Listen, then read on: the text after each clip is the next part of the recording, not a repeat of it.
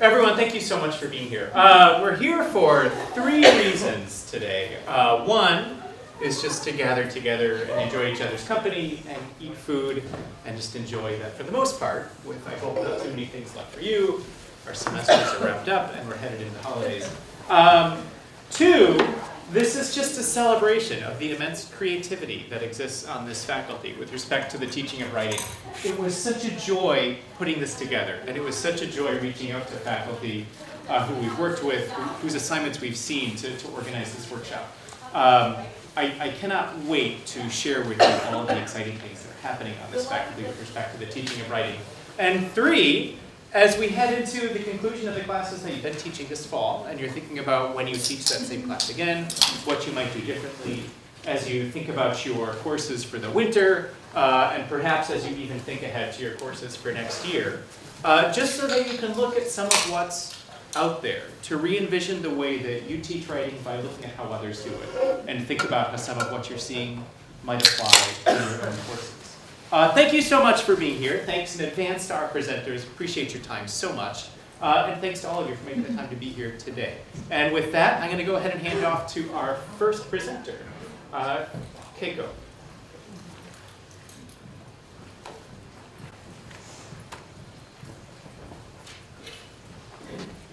Is where it's done? Yeah, that's perfect. All right. Yeah. Hi, I'm Keiko Konoeda in Asian Studies, and I primarily teach Japanese language courses. And here is a book review writing assignment in the context of Biblio Battle project in Japanese 402. And what is Biblio Battle? It is a relatively new book speech competition format that has become popular in Japan in the recent 10 years or so. In there, each competitors bring a book that they like to talk about. They will give a talk for 5 minutes exactly, with no scripts or slides. And everyone present at the end of all the presentations get to vote cast a vote on the book that they now feel like reading after listening to all the presentations. And it is popular because it's playful, it is interactive, and it is spontaneous. And kids and adults all over Japan do this these days. So the reasons I like this project is partly because it integrates reading, writing, speaking, and culture in an organic manner. And it also structures the first half of the semester of this course as a curricular unit that is coherent. So a little background on the course. Japanese courses are pretty steep in learning curve because most students start learning the language when they got to campus in college. And in the 4th year, some students get to write a senior thesis in Japanese. But in the 4th year Japanese, which this is one of the courses of, students learn to read and write in authentic texts in a variety of genres, starting with news reports and ending with persuasive essays, gradually increasing in the amount and explicitness in the author's voice and perspectives. And being the first part of the 402, this project works with 2 of the middle genres that are reviews and oral presentations and culminates in Biblio Battle. I believe in combining writing and speaking, especially in the context of language courses, and I also like to make writing assignment not only an opportunity to develop writing expertise and get better language overall, but as a stepping stone to developing speaking. Because many adult learners who learn language in the classroom tend to develop writing before they become more comfortable in speaking. And by scaffolding them to read authentic texts, learning expressions in them, applying them in writing, and then convert that into a playful and spontaneous speaking seem to be challenging and rewarding at the same time. Scaffolding, besides reading actual book reviews, include watching many times in class past Biblio-Battle contestants' video recordings to study how they engage the audience and also how they structure the 5 minutes, because they're expected to speak exactly 5 minutes, not exceed, but not stop at 4 minutes and 30 seconds. So that's all I prepared to talk about, but I have the handouts in the package, so I hope you'll take a look if you're interested.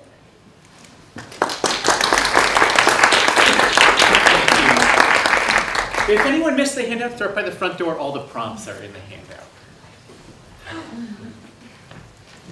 Bill.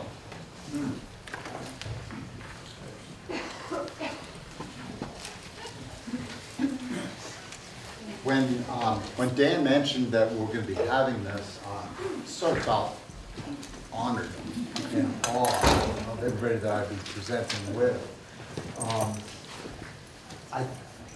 I had trouble finding out which prompt I would do, because I do such a variety of different things, and with my students, my education students, and my first years in my first year seminar, choosing which one was going to be difficult, because the students just continually blow me away by any topic that I give them to write about. It's always more than I expected. And I think probably a lot of us have seen this with the writing of the students.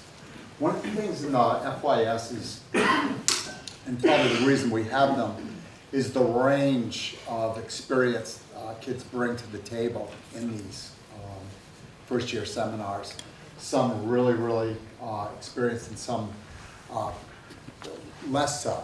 In other words, kids that might be used to writing paragraphs rather than full-on essays, 4 or 5 page essays.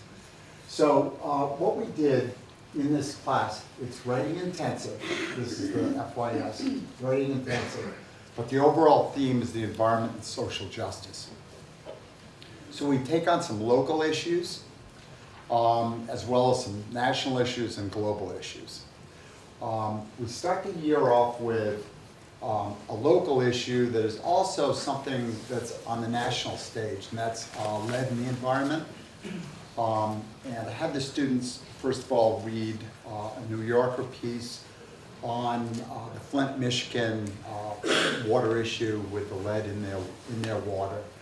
And the paper is probably, that they're reading, is probably only about 5, 6 pages long. But it talks really clearly about what Mark Edwards, the professor from Virginia Tech, did to help to uncover this disaster that was pretty much being covered up by government, local officials, probably all the way up to state officials in Michigan. At around the same time that this was all unfolding, there's been really a pretty constant lead issue in the Lewiston Auburn area with the highest incidence of children testing high in lead in their blood in the whole state. So I thought, here are 2 great issues that might go well together. One that's getting national attention, and one maybe more local attention. Maybe even a lot of people in the Lewiston Auburn area don't even know about it, because it's mostly going on with a population that lives in the older housing, apartment buildings, both in Lewiston and Auburn. So how to present it. So we read a couple of newspaper articles in the Lewiston Sun Journal on the lead poisoning issue in Lewiston, Auburn, which is mostly a lead paint issue rather than a lead in the water issue. And then what we did was we had woman, Karen Butts, from the Centers for Disease Control up in Augusta, come down and talk about her work. She's not an epidemiologist, but she does assemble a lot of the data on lead. And she knows about all the sources for remediation. She really helped the students sort of cut to the most important parts of the situation. And then what I did was, with the first paper, is I asked them to do more of a formative paper that was only about 3 or 4 pages long. On the prompt is in your handout. It was basically looking at the Lewiston Auburn lead issue and the Flint, Michigan lead issue, trying to find some similarities between the two and significant differences between the two in terms of accountability by local officials. And in one case, in Flint, there wasn't a whole lot of accountability. In fact, there's a lot of covering up. In the Lewiston Auburn area, much more cooperation, collaboration, and really working to solve the problem. More funding issue that's preventing solutions for this problem, but it is being taken care of. So the kids got a little bit better idea of lead, sort of off in the lead issue off in Michigan and the lead issue locally. One area where it was being handled more responsibly than in another area. Then what I did was I had Chris Petrella come in, who's no longer with us right now, but he's still part of the greater Bates family. Tremendous writer, to speak a little bit about his own writings on social justice issues, and actually shared with the students some of the op-ed work he had done. And the students actually read an additional op-ed piece that was on the water issue in Flint, and then I gave them basically a handout on how to do an op-ed piece, and had them do first draft of an op-ed piece, and then what they did was a peer review of that, and then they did another rewrite of that, and I used Anna Roy, who was my peer writing and speaking associate, to help them with their second draft, and then they revised that, and then that came back to me for correcting. After that, Chris Petrella asked them, any of them that wanted to have him give them a read and make suggestions to it, and then encouraging them to publish. They wanted to try to send it into the Lewiston Sun Journal. And then our last class that we actually had Lindsay Tice, one of the writers from the Lewiston Sun Journal, come in and talk about her 3-part series that she did on lead in the Lewiston Auburn area. So I think it was an assignment that worked really well, that in evaluations that I did with the students, that they said was one of the highlights of the semester for them, because they felt like they were learning a new skill that they didn't know before. They knew how to write, but a certain type of writing that was persuasive, that was sort of politically active and very important to them. So in addition, we do have a purposeful work component and a community engaged learning component for the class. So they were not only reading about issues locally, not only writing about them, but also going out and working in the community on lead education. So, Thank you, Bill.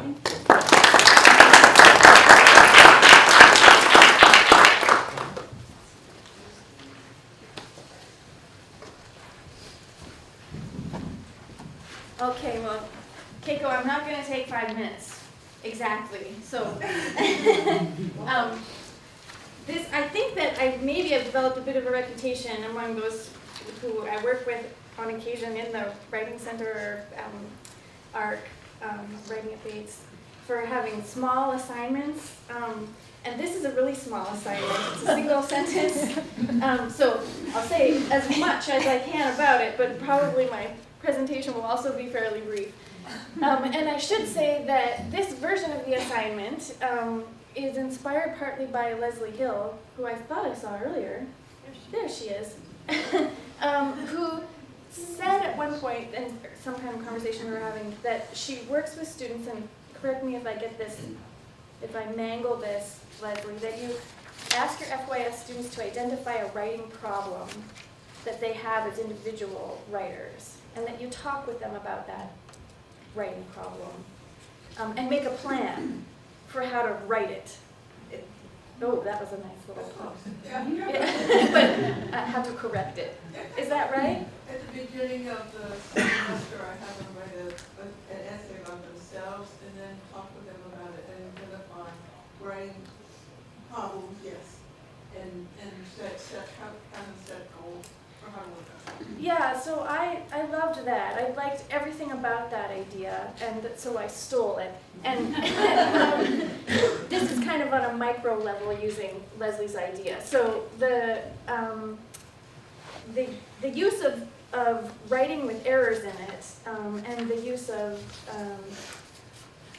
writing that students create for themselves with problems built in is, I just think, really fun in the classroom. And I wanted students to have an opportunity to reflect on the things that they know they could be doing better, but also to do this kind of publicly, to kind of make things more friendly, less scary, and to put editing and proofreading much more into their own hands. Also to have them see that there are problems that cut right across, that everybody is struggling with certain kinds of vocabulary crutches. Everyone has this problem with generalization at times.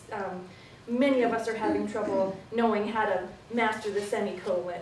And I didn't prescribe which kinds of problems they could write into their sentences, except that they had to have identified, based on the way that I had evaluated their prose on earlier assignments, earlier small, low-stakes assignments, they had to find a problem that was persistent, and write it into their sample sentence. And the sentence also had to be about the reading, so that we could use these sentences to help us, furnish a conversation about the text at hand. It's a literature course, my FYS. So they had to upload their sentences to Lyceum, and we looked at every single sentence in turn as a group, 15 sentences. And I had the students first compliment each other's sentences, tell me 2 or 3 things that are great about, Michael's sentence, tell me 2 or 3 things that are great about Jane's sentence, and then what is it that Michael or Jane has put into this sentence on purpose so that we can talk about it as a writing problem, and what are some of the solutions that we might propose. The students had to come ready with ideas about how to do better, but they might also get ideas from each other. And I will say that there's a certain amount of teasing that went on. On my part, and I'm sort of shy about that, talking with this group, because I know you're all such compassionate teachers, but I like teasing the students, and it works well. I think that they understand that I love them, and that I want them to do well, and it excites them, I think, to see early in the semester that I've paid such precise attention to their work, that I can find their voice, I can hear it, and that I expect them to find ways to make that voice really resonate. But one of the ways you do that is by writing perfectly. So it allows me to be a real stickler, but also to make more friendly the work of doing excellent writing at an investigative, imaginative, and critical level. So that's what I like about it. And I thank Leslie for her inspiration. Okay? Thank you. Adriana?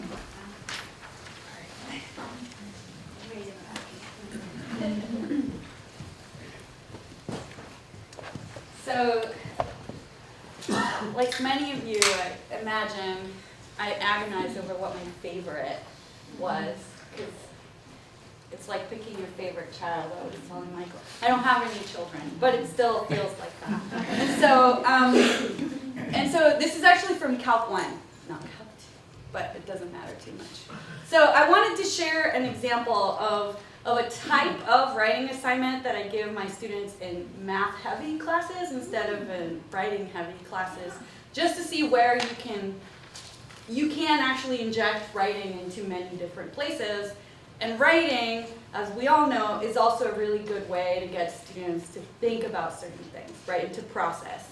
And so, so usually, I have several of these. I used to do test corrections, so once they took an exam, they had to sort of like process the feedback in some way. And what I used to do is they would just, rewrite all the problems they got wrong, and for some extra number of points, but also a little bit of a reflection of what they think happened. But what I realized was it was still too focused on the problems themselves, and I really wanted them to think sort of more abstractly and more sort of metacognitively about what they're doing when they're doing math, right? And so a friend of mine gave me this book when I finished my PhD. It's called What the Best College Students Do by Ken Bain. And there's also What the Best College Professors Do.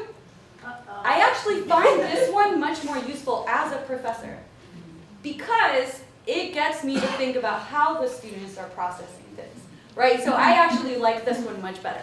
The other one, actually, I like this cover, the little fish like jumping into the other pink. The one with the professors has like a professor juggling on the cover, which I think says all sorts of bad things about how what teaching is. But anyway, the whole book is fantastic, but I picked 2 chapters from it to have the students process. And the one I picked for today was, I think, the one that gets more at the metacognitive stuff. So there's one chapter on like sort of processing failure, and that goes well mostly, but for the students, the word failure has a lot of, so I have to like work with them through the fact that like failure doesn't have to be a bad word. But I like this one because it's more positively framed. It's sort of what makes someone an expert at something. And so it talks about sort of the different kinds of learners students are. Are you a surface learner? Are you a strategic learner? Or are you a deep learner? Right? And so, and what I love about the book is that what he did throughout is he interviewed some famous people, or some people who have been sort of in some way successful at what they do. And so he has physicians, he has inventors, he has Stephen Colbert, he has musicians, and so there's lots of different people that the students can connect to in some way. So I like that too, because my Calc 1 students are probably not going to be math majors. A small percentage of them are, but some of them are taking their Q, some of them are taking this class because it's a requirement for econ or for some other science thing. And so I want to have them think about how math is more than just like calculus, but rather processing some of this stuff. And so what they do is they read their exam. They get their exam back, they read the chapter, and then they try to connect some of the ideas of the chapter with how their performance went in the exam. And so, for example, one thing that this might make you think is, oh, okay, so I might be, a strategic learner when it comes to this kind of computation. Like I've seen you or someone else do enough of these problems that I'm just thinking about how do I reproduce this to maximize my grade. But then it has them thinking about like, well, maybe if I tried to learn things more deeply or in a different way, or to engage with the material in a different way, that might improve my performance. And then there's all these examples of people who have succeeded at these types of things. One of the things that my students will often say is like, well, you can't be a deep learner on everything. And I'm like, that might be true. So then let's think about how we're putting our efforts into different things, how we're thinking about using our brains in different ways. So, and part of what I'm trying to teach them is like perfection in everything is not the goal. It's, and I think it goes really much better than when I just did the test corrections, because they have something else to sort of build on, right? And so, and it still is a math class, and I do this, so for each exam I have them do something like this. And the first day of class I have them thinking about like, what is the point of college? What is the point of math? What do I hope to know in 20 years? And so I try to thread that throughout the class. Some of them never come around to like, and you know, maybe not surprisingly, the ones that are more strategic originally and successful at being strategic, so they can do problems very, very easily, but they're not engaging with things very deeply, but getting good grades, they tend to not like this at all. But my argument is this activity is not for them, right? In a sense, I mean, I wish they would engage with it, but the ones that don't engage with it is because whatever they're doing is working for them, right? And I think that's fine. You know, but what I want is to get at those who are, you know, I get many students who are like, I'm so bad at math, I'm not very good at this, I'm just here because I have to be, you know, so there's a lot of that anxiety coming into a class like Calc 1. And so this helps them sort of think of how these experiences can be transferred to other things. And I had 2 students who loved this so much that they were like, we're buying this book and we're like having a book club, and I'm like, all right. So it really worked for some students. One of the 2 was like, I was terrified coming into this class and I don't feel like I'm worthless anymore. I mean, worthless, but they do use very harsh words for themselves and to describe themselves as math learners.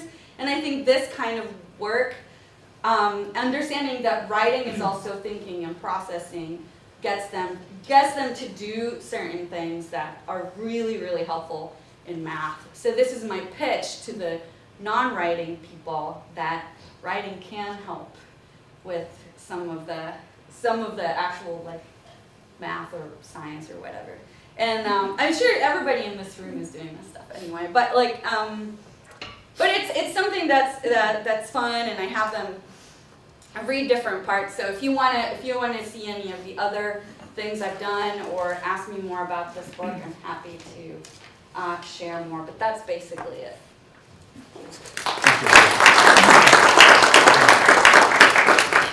Brett.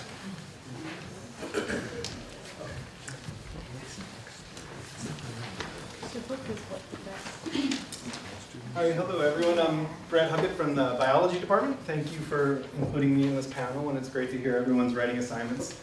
This writing assignment comes from a class at Bates that I developed called Dendrology and the Natural History of Trees. So dendrology being primarily tree identification. So in this class, students learn how to identify, by the end of the semester, by sight, over 100 tree species, both native and non-native shrubs and full-size trees. Every lab is outside. I don't have a cancellation policy. Don't cancel. That is the only policy. But it's a great class, and it gets them out and really practicing their identification skills throughout the semester. I also make them learn all the Latin names. It makes Margaret happy.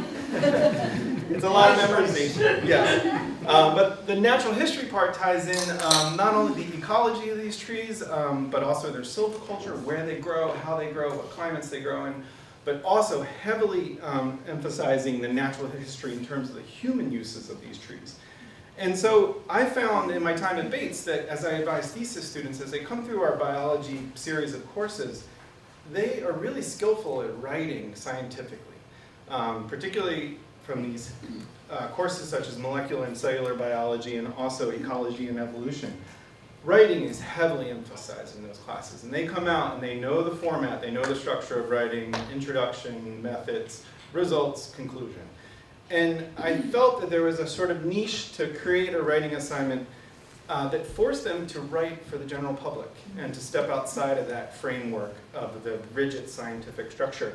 So in this class, I assign them a tree. They go out on campus, they identify the tree, it starts with that, and they take some photographs of the tree and they start to compile some research aspects of that tree.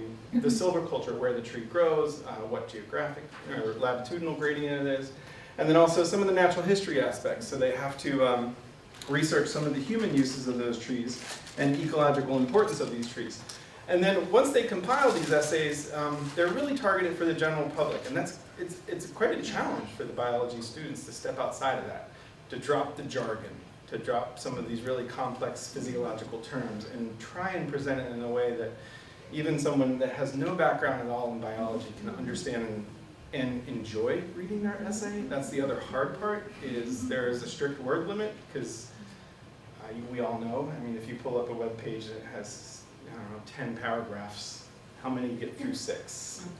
So, and also I really urge them to get creative and make it somewhat of a hook, and to really step outside the box and think differently about this. So we compiled a website for this class where we're mapping out every tree on campus. And this writing assignment takes a whole nother level, because all of their assignments are posted online, and then we have a tagging ceremony, and I'll pass these out, where we tag the tree with these metal tags. You'll see them around campus. They're not on every tree because we didn't want to get in trouble. I don't want that coming up in a faculty meeting, of like tagging all the trees. So you'll see them around campus, but there's a QR code, and so if you have a QR code on your app, on your phone, you can scan it and it'll bring you to the website of their natural history essay about the tree. And it's been great. For the students, it's this real like concrete example of writing that like provides a connection to Bates campus, you know, long after they leave here. I've had alum come back and they're like, I visited my tree, and the QR code still works. So that's a great aspect. And so you can view some of these writing examples if you just Google Bates canopy. One that I would highlight is Eastern Hemlock. So if you go to the website, you'll see the species listed. And Emma Dunn, who graduated a little while ago, did a great job in her essay. She was able to intertwine the botanical characteristics with the human uses. When she talks about where these trees grow, she weaves in the current threat of an invasive insect that's killing off the tree. When she talks about the bark characteristics, she weaves in the use of this tree for centuries in the tanning industry to soften leather and make it pliable. So it's a really great essay. So let me know if you have any questions about this. I urge you to check out the website. Hopefully I'll see you on campus with your cell phone scanning a QR code on a tree. So take a look. There's a couple trees outside the den that do have tags, so you can take a look at those. Thank you, Brad. Thank you. Stacy.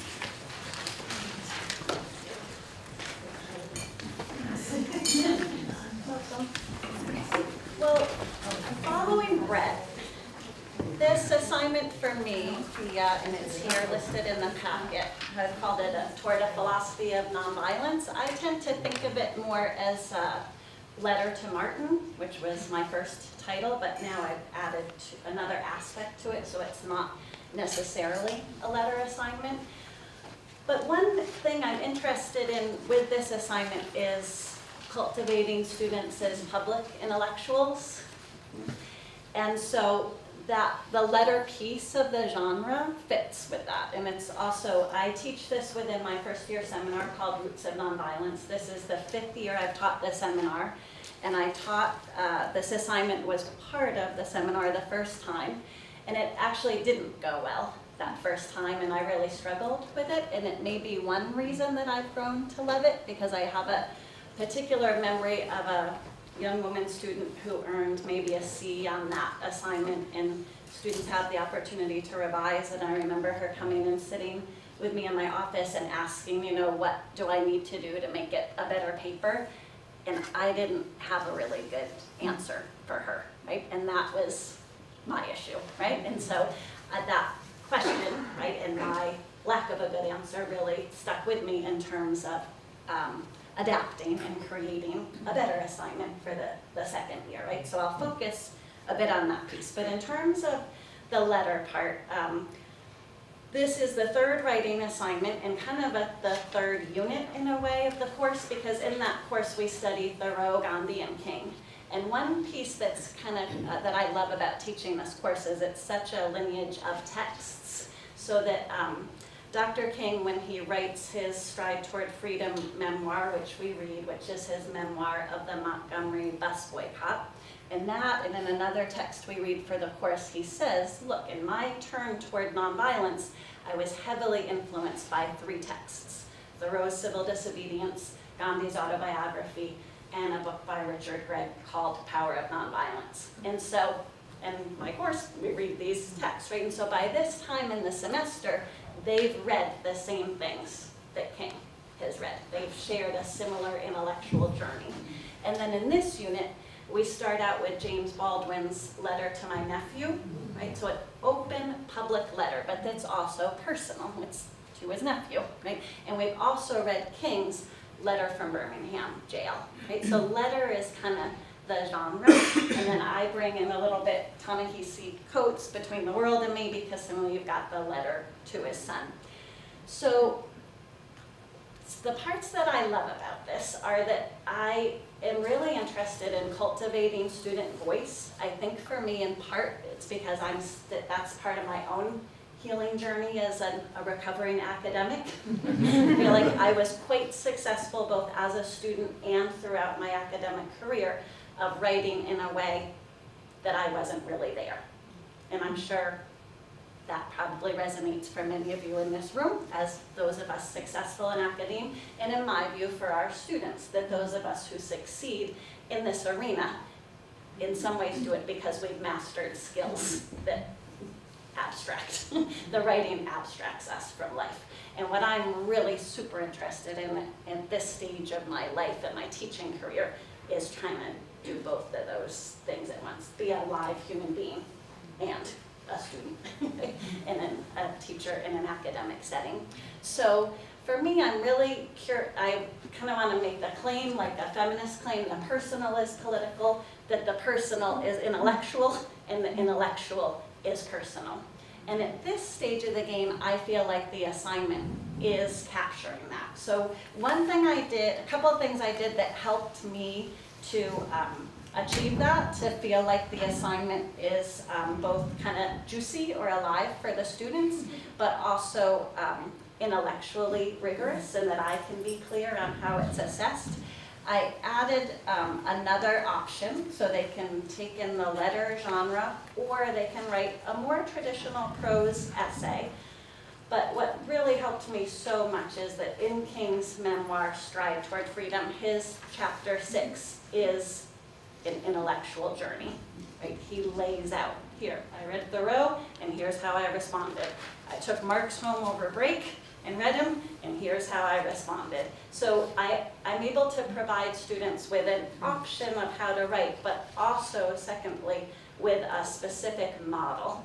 See what King did here? What I'm asking you to do is something similar. Right? So I can provide them with a model. The assignment, I think, is now clearer of what my expectations are. So I say to students in either form, explore the implications of these texts for your life and for this historical moment. Right? So with that first set of papers I got that first year, the letters were so personal, where they were very heartfelt and very alive. And I learned a lot about my students, which I feel makes me a much better advisor. But I felt like they could have written those letters in August before they had taken the course. And so I was missing this other piece. Now, with the expectations being clearer with the model and with the expectations, they are doing the both. So this semester I learned about my South Korean student, what she learned being exposed to the candlelight revolution a year or two ago. And this other student told the story of being in her car traveling here with her dad this summer and listening to 2 of King's speeches. And this is the beginning of her essay, and it's so potent, and I wouldn't have known this story about her. So those pieces, the modeling, the expectations, and then finally I use a rubric, and I have them use it to assess one another and peer review, and then that's the rubric I use to grade the paper, but they have that beforehand. So I have copies of the rubric if anybody's interested, because I find that helps to clarify expectations. So I'll end with that. Thank you. Thank you, Susan. Joe?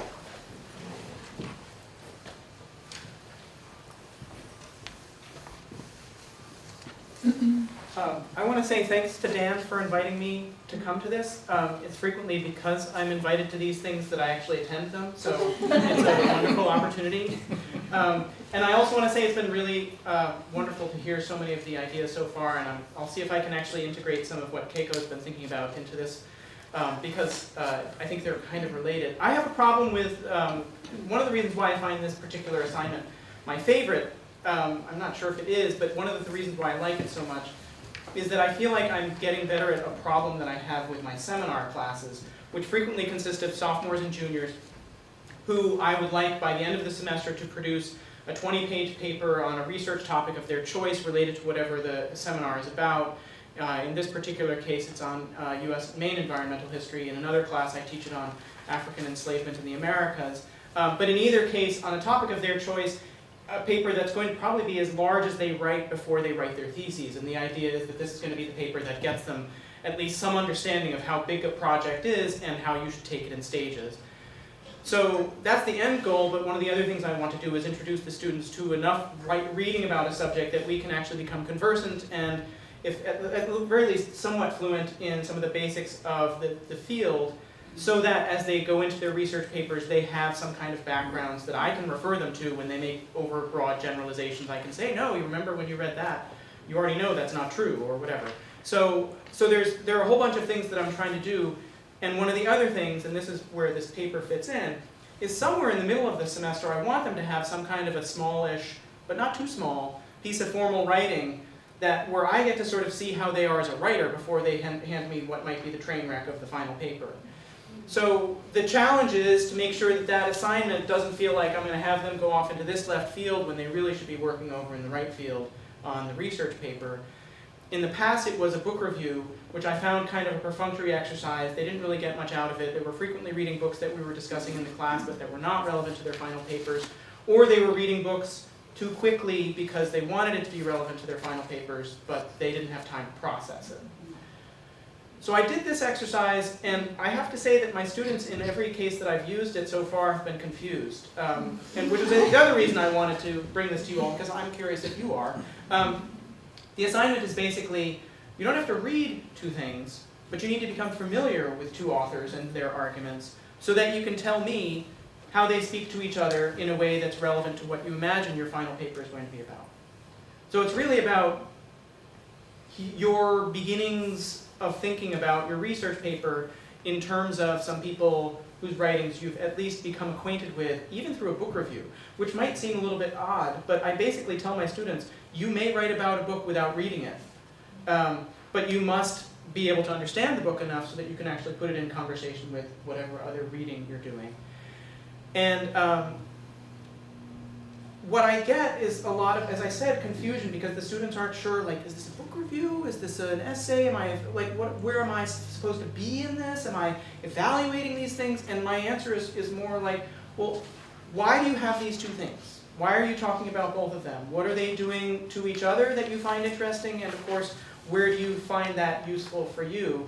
And I think they find that a little bit open-ended in a way that is confusing for them. One of the ways that this year actually was thanks to a conversation that we had in here in August, like a week before the semester started, that made me more comfortable about that open-endedness, was that I actually said to them, this paper grade will not count for your final grade if your final paper is better than this paper. So in other words, it became more explicitly formative. So I want you to have an opportunity to do some writing so that I can tell you, when you're thinking about your argument, think about transitions here, or think about whatever in other ways. But then also, if you bomb it, well, it's all part of you getting to your final paper, and if that makes your final paper brilliant, we forget. And I think they found that a little bit reassuring.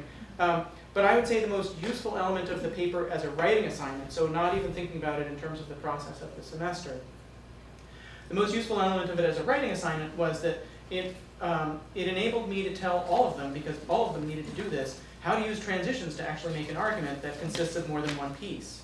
And for a research paper, that is absolutely fundamental. But I was really surprised at how often the single piece of advice that I give my students for all of their papers is, you have a really good summary of this piece and a really good summary of that piece, and tell me why they're part of the same piece. And that transition is where your argument is, and now you have an essay. And I think that generally speaking, they find that helpful. And I even asked them, not telling them about this presentation, but I just said last week, so what did you think about the midterm papers? Were they helpful for you in writing your final papers? And a lot of them said, yeah, even though I didn't use those sources, it was really helpful for me to figure out what didn't work before I actually started getting into what I really wanted to do. So I think, so it's one of the reasons why I'm quite interested in it. And it being a seminar, I'm actually wondering if there's a way I can throw a biblio battle in there as well. Because I think actually introducing oral presentation on some of this material would also be a wonderful opportunity for the students to informalize, but also to informalize their intellectualism, but also formalize their thinking. So, thanks.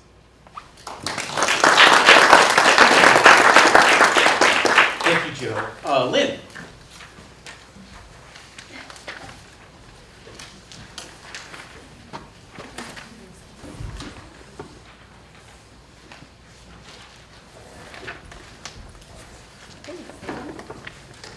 So, quick question. Who here has heard of quantum mechanics? You've heard of it. Heard of it. Do you want to give me some, maybe a free association you have with the term? Spooky action. Spooky action at a distance. Sometimes. Wave functions. What's that? Wave functions. Wave functions, thank you. How about those of you that haven't studied it? What was it? Lynn Mandatory. Me? Great. How about do you have some emotional response to this term? Does it sound familiar and comfortable? Maybe a little bit of fear. Yeah, I don't know if this surprises you, but our students feel the same way. So I teach the quantum chemistry class, Chem 301. It's usually full of juniors and seniors that are chemistry majors. And the occasional physics major who's snuck in there somehow, that's always interesting. But mostly chemistry majors, many of them might be biochemistry majors, so more interested in like the softer side of chemistry and biological systems. And in teaching this course and in learning quantum chemistry, you find that students can sometimes really go through the motions. Yes, I can perform that triple integral, no problem, and get you an answer. You calculate that the radius of an atom is like, I don't know, 30 nanometers. That doesn't make any sense, student. Tell me if your answer makes sense. And so what you find in a lot of these like technically based courses is that students can go through the motions and get you an answer and not tell you why it matters, or if that answer makes sense. And what good is science then if you don't know the context that it fits into? So those things motivated me to throw some writing opportunities in where I'd always asked my introductory students to talk about what their answers mean and to describe conceptual things. Why am I not asking my upper level students to do the same thing? They need to put their science into context. Yeah, I just wanted to give them a chance to talk about where their chemistry comes in and what it means. So this is actually a very shortened version of the prompt. It's a long scaffolded assignment throughout the semester where they initially respond to quantum chemistry. You know, just 2 or 3 weeks into the semester, they write a 1-paragraph response to what is happening in the course. Is it familiar? Is it unfamiliar? Do you understand these terms? There's some terminology that comes in. And then some definition things that they can throw in if they want. Then about midway through the semester, they revisit that and they put it into this longer structure. So kind of a multiple page response to how they're feeling about something, but also to describe it to me. So they put into their own words the phenomena that are taking place and the calculations that they're doing. So you'll see that it has the 2 parts, to describe the response and describe our introduction. So that's the content part of it. And they do a little bit of peer review with this. So I brought Stephanie in, and Stephanie kind of gave them a lesson on peer review. So they got to see some other folks connected to the writing process, and to see that writing is not just something you do for lab reports. Brett was talking about that earlier. It's also not something you just do for literary analysis. It's also something you do to communicate broadly and to ensure that you understand something in a course like chemistry. So this longer assignment ends up being the multiple page kind of summary of things that have taken place over the semester, and they get a lot of scaffolded little assignments to lead up to it. This assignment is really, really fun to grade because they have a lot of room to explore with broadness of the prompt. So the first time I assigned this, it was far too broad. Like, respond. What the heck do you mean by respond? So we talked about what reflection is. We had some rubrics for what reflective writing is pretty early on. And this was also a very small investment of time in the course, actually. It was not a big chunk of things that we spent doing in class. Just bite-sized little things. Speaking of short assignments, Myra. So I wanted to read to you kind of the range of responses that come out of this assignment. So here's student 1. Looking back at how quantum theory is formulated, I see that there is nothing strange or mystical about it. It is based on a set of postulates, just as classical mechanics follows from Newton's laws, which allow for a rigorous mathematical description of a wide variety of microscopic systems. It has withstood the test of time, well, this century anyway, and grew to become one of mankind's greatest achievements, bringing about a major paradigm shift in how we perceive the inner workings of the atomic and subatomic particles. Thank you, physics major. Physics major. Nothing strange about quantum mechanics at all. It's just a set of postulates, some rules that we follow and get some answers. He's cool with it. Student B. Quantum mechanics evicted me from my cozy suburban homestead of chemistry, estranged me from my family, and left me to take up residence in the streets of the metropolitan science world. That is to say, I thought chemistry would carry me across a sea of understanding, not leave me treading in open water. At least I can say it walked me through the crashing tide before dragging me into the abyss of the Borden-Schrödinger Pauli-Einstein-Dirac model, leaving me to struggle against the waves, parentheses, which sometimes were particles depending on who looks at them. So this student initially really had a hard time doing the manipulations and figuring out why it mattered to a chemist.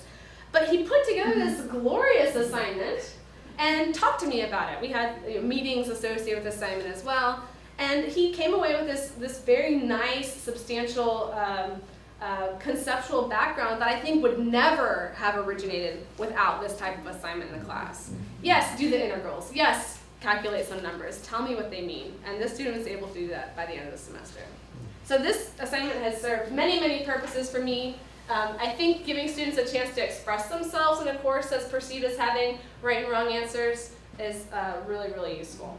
So I encourage you to follow suit.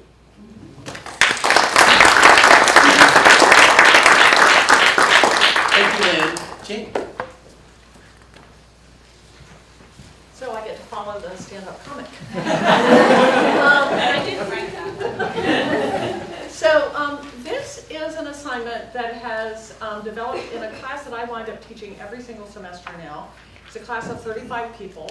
My course Lives in Place, which is the introductory environmental humanities course, and it really focuses on getting students to think in more complicated ways about the meanings of places and how place is represented in the visual arts and in literary texts. And I also have a real commitment to help to getting them to think about Lewiston, Auburn as a place and to experience Lewiston, Auburn and to learn some about the history of the community. And this is an assignment that asks them to pull together some of what they've been learning about Lewiston, Auburn. So it's really at the kind of intersection, and this is the first semester that I've used it. So I like it on the basis of this semester. On the basis of this semester, I thought it went well, but you know, I'll kind of see where I go with it once I'm beginning to kind of sort of debrief myself from the semester, whether I tweak it some. It's at the intersection of three different things that are going on in the class when we get to this point. We read a wonderful essay by a historian who writes for a very broad public audience, not academic writing, Jenny Price, and the essay is called 13 Ways of Seeing Nature in LA. And to my students' great disappointment, it turns out that LA is Los Angeles, not Lewiston, Auburn. But she develops a really wonderful kind of spunky vocabulary for talking about all the different ways that we see nature all around us in a very urban setting. And just one example, she sets up this kind of really fun, jazzy, vernacular categories, one of which is the mango body whip. way of seeing nature, and it's about an ad for Mango Body Whip that she discovers on her car one day, and she decides that, oh, I ought to think about Mango Body Whip. I live in California. Where do mangoes come from? You know, what are the bodies that the Mango Body Whip is going to? And so she imagines what the nature is that's involved in the Mango Body Whip. So I have the students read Jenny Price. We kind of unpack it a little bit. We play around with her categories, and we try to think about whether there are categories that might relate to Lewiston Auburn, or if we would need to come up with different kinds of categories. We also go to Museum LA. So I've been taking students to Museum LA now for, it's probably 2 or 3 years at any rate. And the Kate Weber, who's now the education director there, just does a fabulous tour of the museum that really focuses on both immigration but also labor and the built environment in downtown Lewiston. And it's a really wonderful, as far as I can tell, it's the best way to have our students introduced to the history of Lewiston Auburn. Because there's actually kind of a paucity of good readings on Lewiston Auburn, at least that I feel that I can use in this class. So we go to Museum LA and have a full tour, and then do a little bit of a class discussion while we're there. The third part of this assignment, because we're thinking throughout the class about visual representations of place, and particularly with Lewiston Auburn, I want them to think about the way that places can be represented in somewhat abject terms, in terms as very ugly as, or places that are down, you know, sort of run down, and you know, I've had students in the past take lots and lots of pictures of garbage on the streets. There's garbage on the streets of Lewiston, but to figure out how to think about that and talk about it and put it into a narrative makes it a more complicated thing to think about. So I've got a lot. We've got 3 balls in the air here. We've got Jenny Price, we've got Museum LA, and we've got some pictures of nature that they have gone out. They've had an assignment to go out and take pictures of nature in LA. And I'm hoping that on the back of Jenny Price, or having read Jenny Price, they'll go out and take very interesting pictures. That, you know, the Oasis Spa or something. You have like little palm trees. There are palm trees in LA, or pictures of the canals, or pictures of very lovely scenic areas going up the Riverwalk in Lewiston Auburn. So this assignment asks them to bring those things together. And so that's why I call it a triptych. They have to have their 3 elements. They have to, while we're at Museum LA, they have to settle on an object that is for them a kind of resonant object, something that speaks to the history of Lewiston Auburn. Some of them took cotton, some of them took bricks, some of them chose just, you know, parts of the looms, some of them used the building itself. And they can either take a picture or they can actually do a hand-drawn rendering of their object. And then they have to decide on using a picture that they've taken.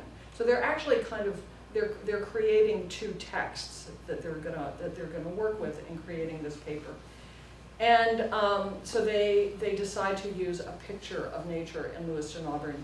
And then they have to write an essay that somehow weaves it together and presents their vision of some part of where and what nature is in Lewiston Auburn. And I said in this assignment that they could use one of Jenny Price's categories. That might, quite frankly, just be a little bit too complicated. For some of them it worked really well, and for some of them I think it was probably one piece too many in terms of what I was asking them to do. But I will have to say that, so this is a class of 35 students.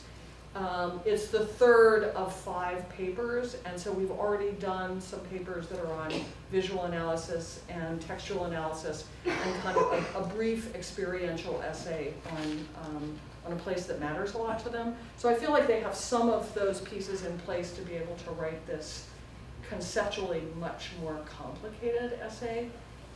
I've got 10 of these essays. I mean, I wrote down their names, and I'm going to wait and do this until the semester's over. I want their essays. I want them to think about, these are actually wonderful essays about Lewiston Auburn.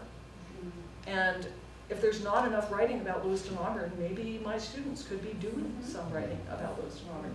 So I'm pretty excited about the way this came together, and we'll see where it goes.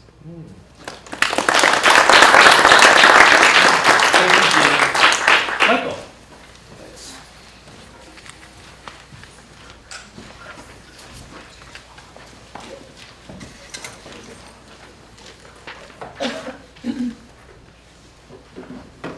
So, it's a very old photo.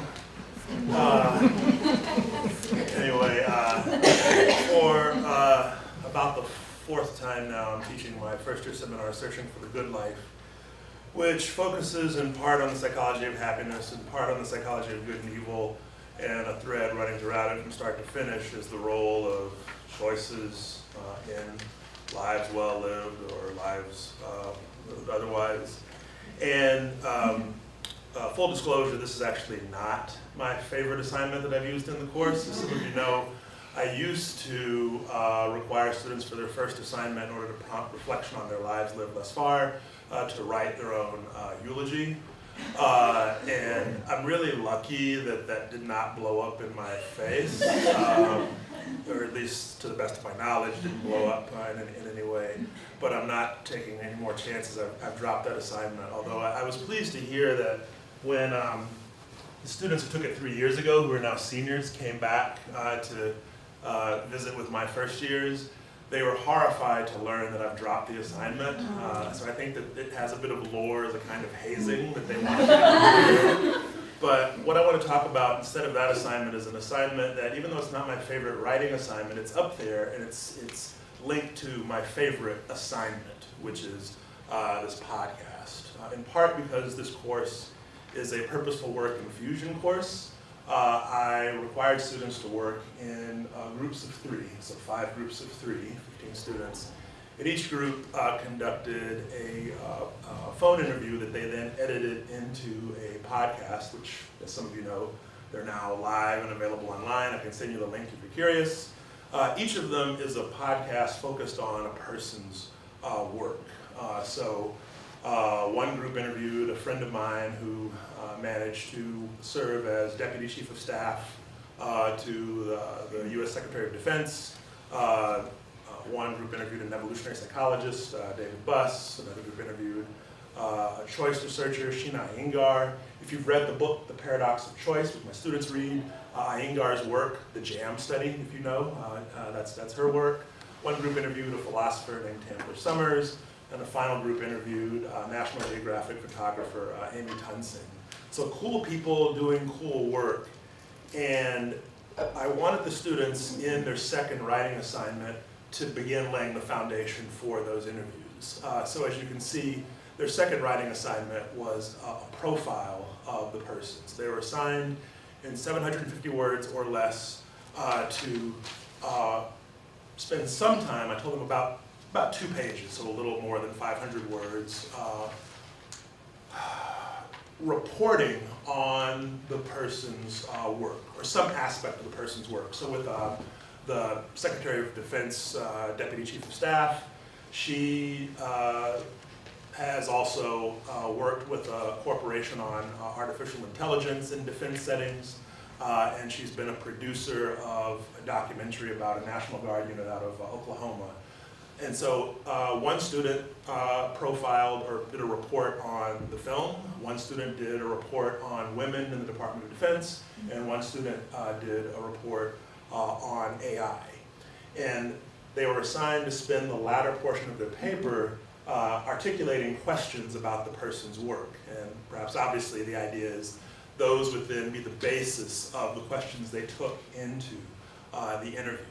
I'm really pleased with the podcasts that came out. I was really pleased with the papers. And one of the things that I like about the assignment is it was writing in the service of some other purpose. And I think that that made it come to life for them. They weren't just writing for the sake of writing, valuable though that is, They were writing because they saw this as essential to help them get ready for these interviews with these people whom they did not know, and in many cases were nervous about the prospect of engaging with.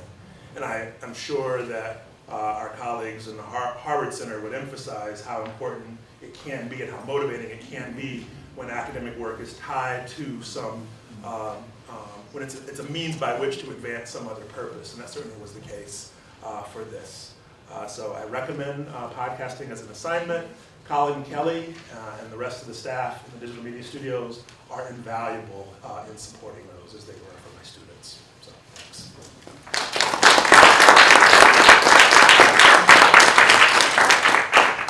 Thank you, Michael. Yep. Are there any questions for anyone, for any of our panelists? Brett? I have one comment which I neglected to mention. So last time I had this course and had the students do this assignment, is that I incorporated heavily peer review with the help of Stephanie.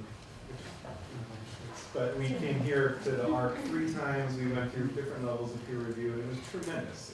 And Stephanie did a great job with helping out with that. So.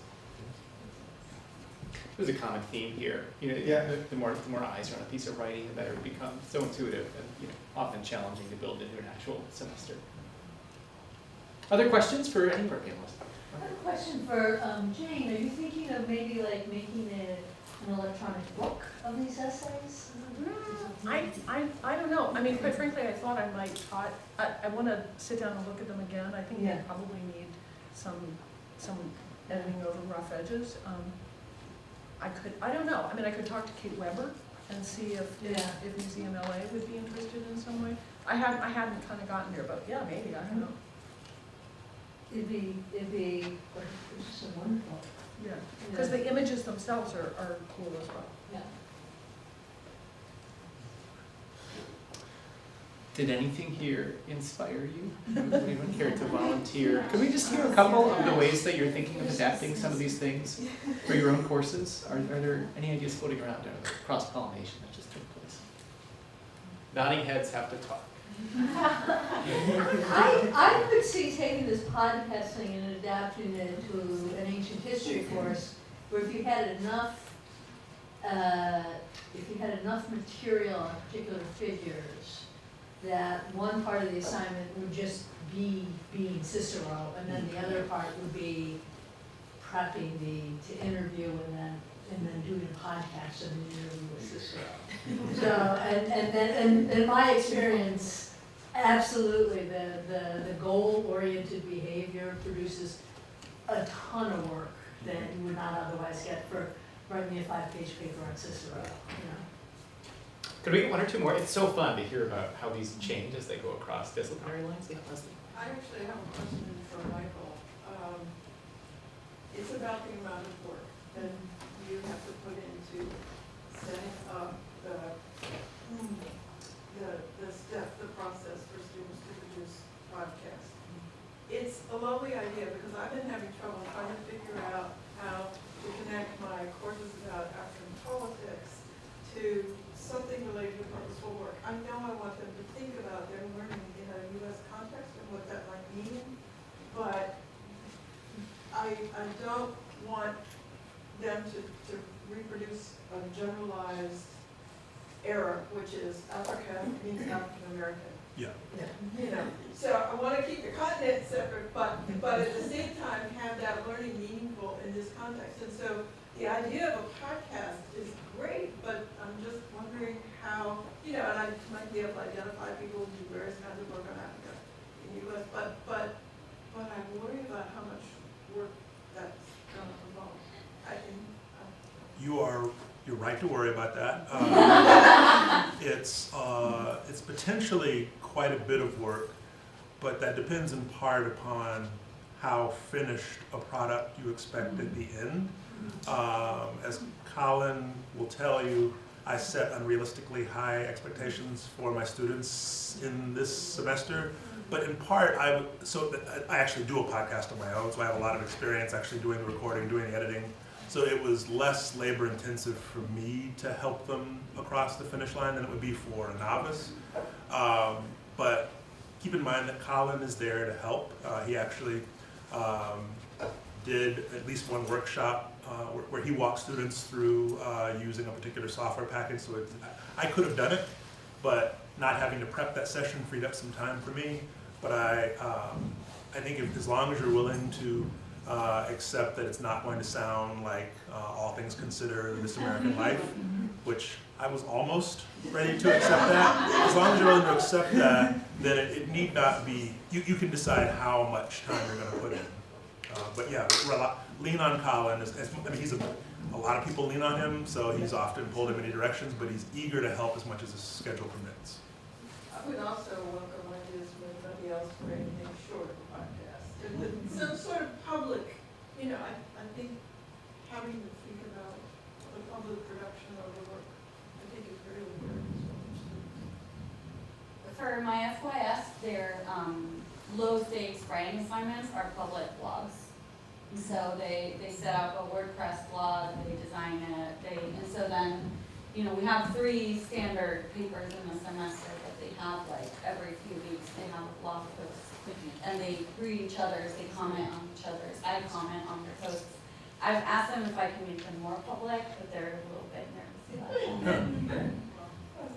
But that's a much simpler, I wanted to do a podcast instead of one of the blog posts, and I realized it wasn't equivalent in terms of work. And so I also had them do an op-ed instead of a blog post for one time. And for me, the reason I was nodding so much is now I know who to tap when I want to do these different things. So. And I will add that if any of you do decide to try a podcast, I created for my students some short online video tutorials that I'd be happy to make available.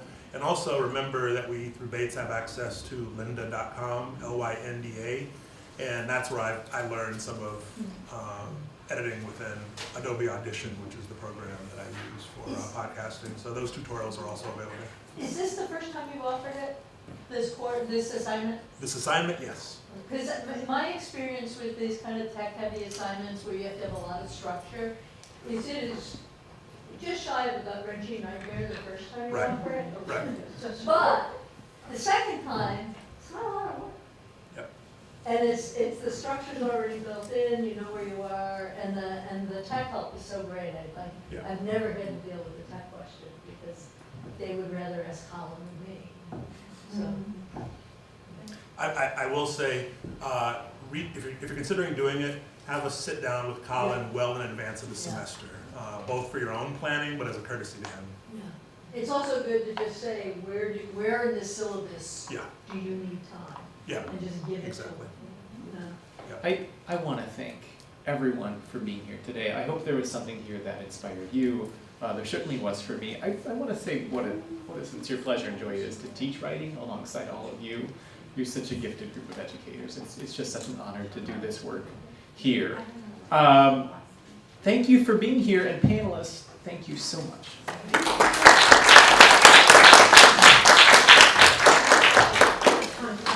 Have a wonderful break. Have a wonderful finals week. Thanks, everyone.